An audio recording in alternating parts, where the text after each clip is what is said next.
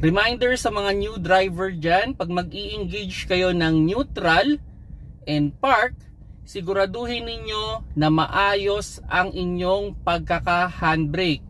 Lalo na pag naka-neutral dahil may possibility umatras yan or umabante, lalo na kung nakaparada kayo sa isang inclined location or kahit nga nasa isang kalsada lang, pag yan ay natuunan, pwedeng umatras yan or umabante. So huwag niyong papabayaan na hindi i-engage ang inyong handbrake.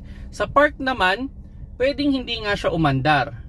Pero kung kayo ay nakaparada sa isang inclined location, pwedeng mag-disengage yung inyong parking pole, pwede pa rin umandar ang inyong sasakyan. Or pwede rin kayo maka-experience dyan nung pagtigas ng inyong cambio, like mahirap i-disengage yung park or paglagutok pag hindi maayos yung pagkaka-handbrake ninyo ng automatic na kotse. Reminders lang to para sa mga new driver.